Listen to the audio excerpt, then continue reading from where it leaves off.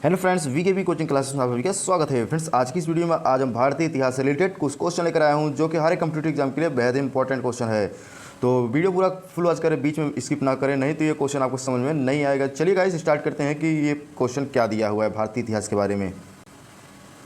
तो गाइस सबसे पहला क्वेश्चन यहाँ पे दिया हुआ है कि देख लेते हैं, सिंधु घाटी सभ्यता का प्रमुख नगर कौन सा था। सिंधु घाटी की सभ्यता का प्रमुख नगर कौन सा था। तो फर्स्ट यानी कि पहले का ऑप्शन नंबर सी इसका बिल्कुल करेक्ट जवाब हो जाएगा, हड़प्पा।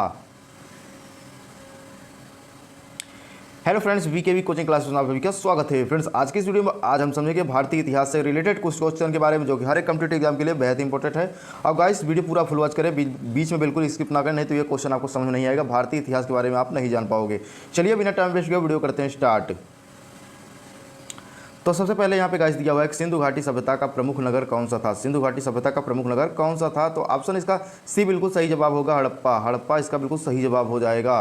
चलिए नेक्स्ट क्वेश्चन की बात करता हूँ। क्वेश्चन नंबर 2 क्या है देख लेते हैं कि यहाँ पे अशोक ने कलिंग युद्ध किस वर्ष लड़ा था। अशोक ने कलिंग युद्ध किस वर्ष लड़ा था। तो इसका बिल्कुल सही जवाब ऑप्शन नंबर ए होगा, सन 261 ईसा पूर्व। चलिए अगले क्वेश्चन की बात करता हूँ।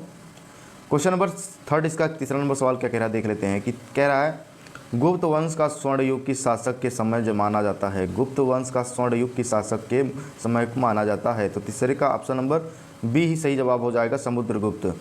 चलिए अगले क्वेश्चन की बात करता हूँ। क्वेश्चन नंबर 4 क्या कह रहा है कि इलाहाबाद स्तंभ लेख किसने लिखवाया था। ठीक है, तो इलाहाबाद स्तंभ लेख किसने लिखवाया था। तो चौथे का 20 का बिल्कुल सही जवाब हो जाएगा, समुद्रगुप्त। चलिए अगले क्वेश्चन की बात करता हूँ। क्वेश्चन नंबर 5 नंबर सवाल क्या कह रहा है। चलिए क्वेश्चन 5 कह रहा है कि प्रथम पाणीपत का युद्ध कब हुआ था। प्रथम पाणीपत का युद्ध कब हुआ था। तो पांचवे का बिल्कुल ए सही जवाब हो जाएगा 1526 ईस्वी में। गाइस आपको बता दें कि यहाँ पाणीपत नहीं होगा, पानीपत होगा। ठीक है, तो टाइप में थोड़ा सा गलती हो गया है। चलिए अगले क्वेश्चन बात करता हूँ। क्वेश्चन नंबर 6 यानी कि 6वां नंबर सवाल क्या कह रहा है देख लेते हैं। ठीक है, तो 6वां कह रहा है 1857 के विद्रोह की शुरुआत कहाँ से हुई। सन 1857 के विद्रोह की शुरुआत कहाँ से हुई। तो 6वां का बिल्कुल भी सही जवाब हो जाएगा, मेरठ से स्टार्ट हुआ था। चलिए अगले क्वेश्चन की बात करता हूँ। क्वेश्चन नंबर 6 नंबर सवाल क्या कह रहा है, 7 नंबर 6 हो गया है।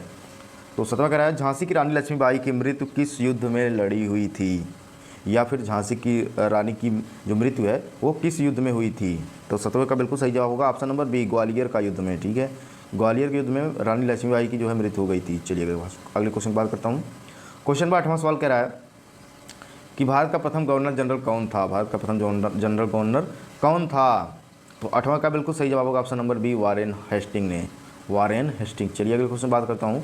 क्वेश्चन नंबर 9 सवाल क्या कह रहा है, कह रहा है बंगाल विभाजन किस वर्ष हुआ था। बंगाल विभाजन किस वर्ष हुआ था। ठीक है, 93 का ऑप्शन नंबर 20 का बिल्कुल सही जवाब होगा 1905 ईस्वी। चलिए अगला क्वेश्चन कह रहा है जलियांवाला बाग हत्याकांड कब हुआ था। जलियांवाला बाग हत्याकांड कब हुआ था। तो 20 का बिल्कुल सही जवाब हो जाएगा, सन 1919 में। चलिए अगले क्वेश्चन बात करता हूँ। क्वेश्चन नंबर 11 नंबर सवाल कह रहा है कि भारत छोड़ो आंदोलन कब हुआ था। भारत छोड़ो आंदोलन कब हुआ था। तो 11 का बिल्कुल सही जवाब होगा ऑप्शन नंबर सी, सन 1942 ईस्वी में। सी इसका बिल्कुल करेक्ट जवाब हो जाएगा। चलिए अगले क्वेश्चन बात करता हूँ। क्वेश्चन नंबर 12 नंबर सवाल कह रहा है भारतीय राष्ट्रीय कांग्रेस की स्थापना कब हुई थी। भारतीय राष्ट्रीय कांग्रेस की स्थापना कब हुई थी।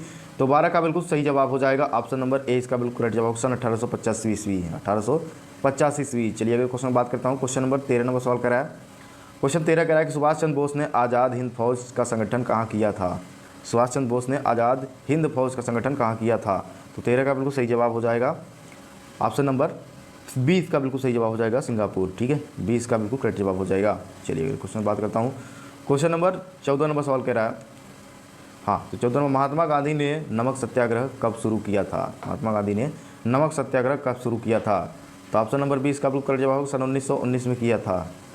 चलिए अगले क्वेश्चन बात करता हूँ जो कि आज का हमारा आखिरी क्वेश्चन है। कह रहा है कि साइमन कमीशन भारत कब आया था। साइमन कमीशन भारत कब आया था। तो 15 का बिल्कुल सही जवाब हो जाएगा ऑप्शन नंबर ए, इसका बिल्कुल करेक्ट जवाब हो जाएगा सन 1928 ईस्वी में। तो ए इसका बिल्कुल करेक्ट जवाब हो जाएगा। तो गाइस कमेंट में अपना फीडबैक जरूर दें और हाँ चैनल पहली बार सब्सक्राइब कर लेना, वीडियो को लाइक शेयर जरूर करें। धन्यवाद, thank you for watching video.